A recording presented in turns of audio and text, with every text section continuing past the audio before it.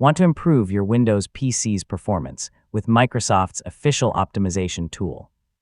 Microsoft PC Manager helps you clean up storage, manage startup apps, monitor system health, and boost your computer's performance. In this guide, I'll show you how to install Microsoft PC Manager in 2026.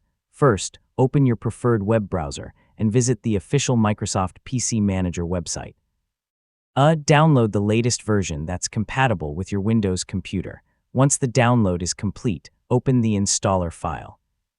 If Windows displays a user account control prompt asking for permission, review the information and click Yes to continue. Now follow the installation process.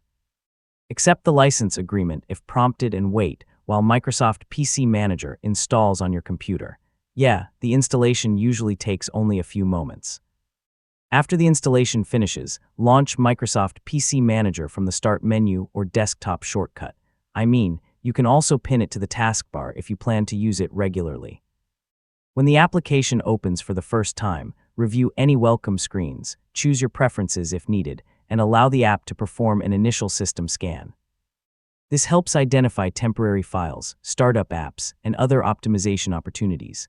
Finally, make sure Microsoft PC Manager opens correctly and all features are available.